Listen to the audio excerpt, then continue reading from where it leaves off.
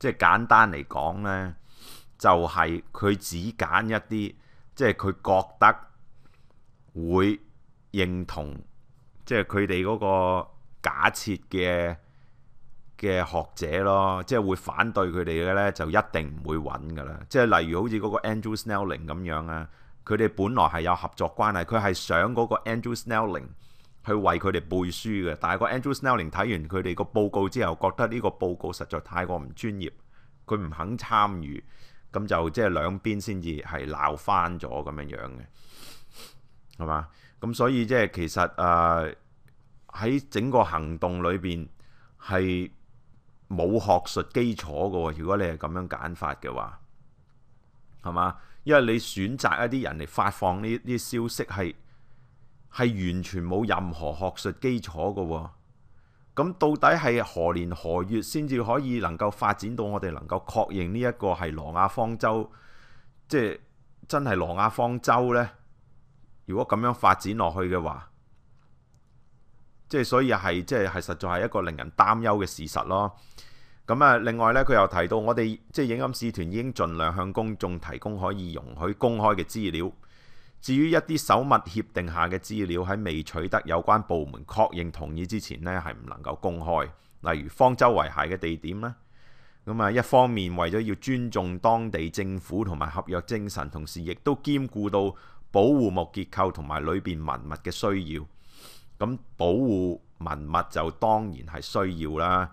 咁但係保護文物嘅需要就幾時都有嘅喎，係嘛？即係你喺乜嘢時候你係會變咗，即係先至去會唔會好緊要呢？保護挪亞方舟，即係疑似係挪亞方舟嘅木結構，係嘛？幾時都需要嘅喎。咁你咁即係幾時先至可以公開嗰個地點呢？嚇，因為而家係一個即係好巧妙，係一個考古發現，但係我哋連佢喺邊都唔知嘅喎。因為即係例如啦，即係我唔係將佢哋相提並論啦。即係例如呢個相裏邊呢一個人呢，佢個名叫做 Yakupovich。如果你有睇電視，你可能知道佢。佢呢就早幾個月前呢，就聲稱佢揾到即係耶穌釘十字架嗰眼釘啊，係咪？即係一個聖物嚟嘅，佢揾到喎。佢話就係佢手裏面揸住呢個。如果即係當然啦，呢個人即係佢係老實講啊，佢就係揾飯食嘅啫，係嘛？即係佢係即係不受尊重嘅，係嘛？咁但係即使係一個咁樣樣嘅人啊，佢口裏邊嗰個聲稱嗰眼釘呢，係一眼真正存在嘅釘嚟嘅。如果你同佢講，即係任何科學家、任何神學家同佢講，即係我想睇下呢眼釘，我要摸下佢。係嘛？我要做一啲化驗，係可以做到嘅呢啲嘢。我哋知道呢眼釘而家收藏喺邊度，係嘛？有需要我哋可以去驗佢嘅。咁即係基於嗰啲報告，我哋可以去質疑佢。即係我想講嘅就係，即使係一個即係擺明係揾路襯嘅人，都能夠提供一啲實質嘅嘢可以俾我哋驗。即係俾公眾任何人化驗，不論係同意佢唔同意佢嘅人都可以驗，都可以摸。但係即係影音使團連呢一點都做唔到，咁啊真係太可惜咯，係嘛？即係我可以理解，即係你有嗰個合約，咁你至少啊都俾個路線圖同埋時間表啦，係咪啊？即係究竟幾時先至可以有呢啲資料？呢啲係好基本嘅資料嚟嘅喎，係咪？即係尤其我哋香港人啦，係嘛？對於路線圖同時間表係好敏感啦，呢啲唔可以冇嘅喎，有誠意嘅話，係嘛？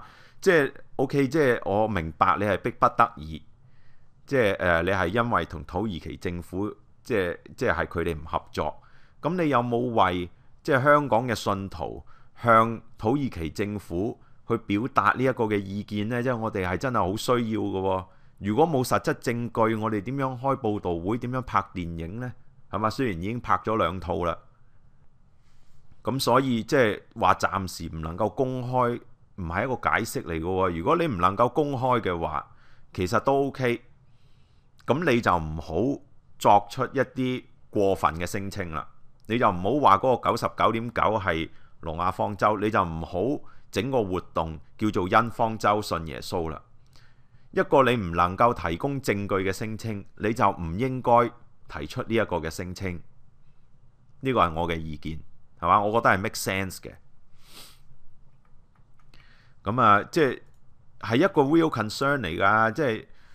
即係啲新朋友佢哋唔係冇腦㗎，係嘛？即係我哋邀請啲人去睇呢個即係挪亞方舟經世啟示，佢哋會問問題，咁啊佢哋會思考㗎嘛。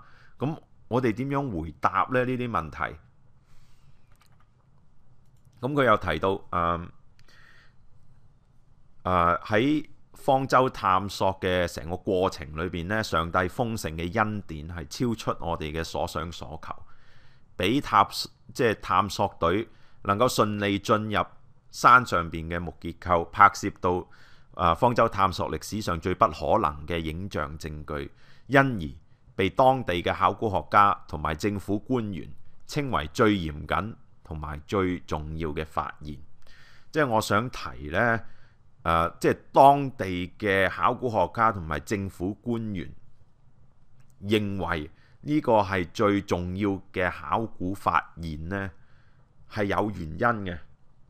但係個原因就唔係因為即係上帝豐盛嘅恩典超出我哋嘅所想所求，而係因為裏邊有利益所在嘛。因為即係例如一啲嘅新聞咧都有提到嘅，即係例如呢個應該係頭條新聞，如果我冇記錯嘅話。不過 anyway 咧，呢個係即係香港新聞報導，佢其實好早期已經講㗎啦。土耳其政府啱啱發現嘅時候，就已經話要即係將呢個發現申請列入聯合國世界文化遺產啊！呢個係一個即係會帶來即係經濟效益嘅發現嚟嘅。佢好想呢個係真嘅。跟住呢，佢又提到呢，就係方舟探索同埋考證呢係一項漫長嘅工程。當我哋成功以探索方式拍攝到木結構之後，並且係透過電影公開播放之後呢，而家就進入另外一個階段啦。而家呢個階段呢，就係邀請學者專家呢，就對呢個重大發現進行科學考證。咁我真係唔明啦，你唔係已經做咗嘅啦咩？科學考證點解你而家先至話即係邀請啲學者專家嚟進行科學考證呢？你之前未進行科學考證嘅咩？你唔係考證過跟住先至叫人即係信方舟，即係因方舟信耶穌嘅咩？你唔係考證過之後先至講話，即係嗰個99.9% 係挪亞方舟嘅咩？即係個次序係點樣樣㗎？究竟？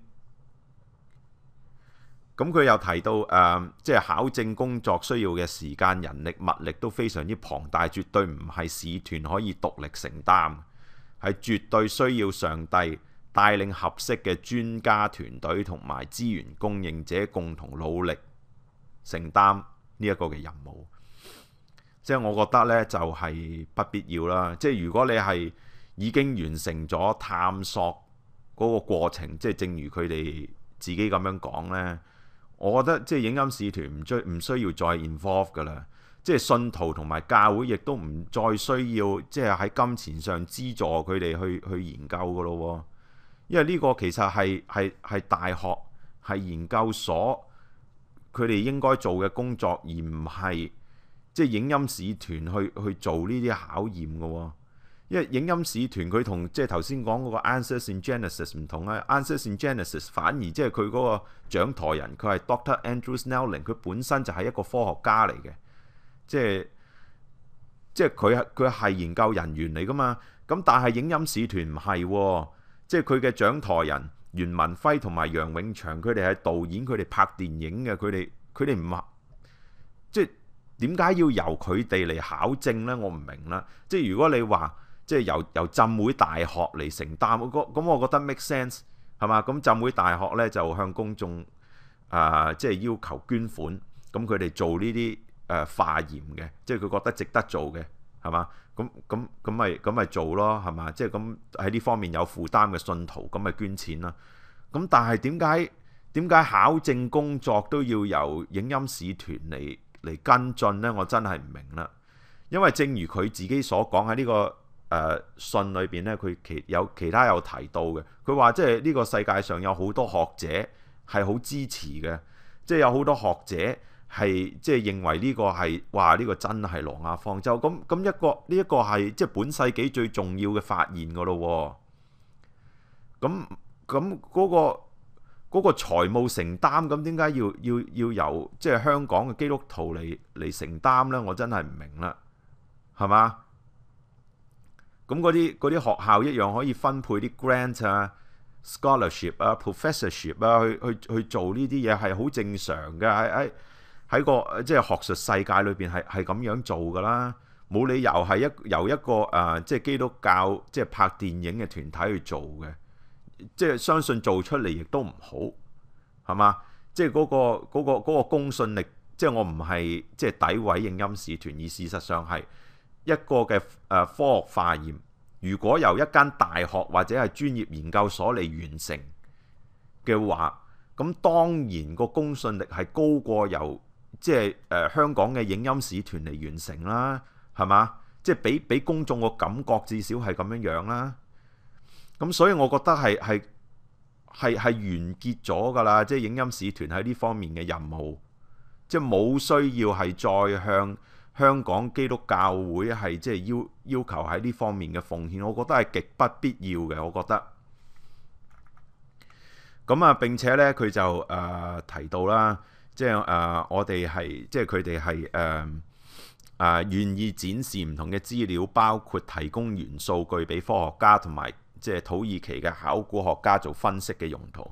經過佢哋嘅考證同埋分析，佢哋都認為有部分數據咧根本就係唔值得作為參考同埋公開嘅。例如木樣本嘅碳14化驗數據，佢就係講緊頭先我提及嗰個 Andrew Snelling 嗰4個 sample 咧，有3個咧就係來自modern time， 即係現代嘅，得一個咧係來自公元前2000年。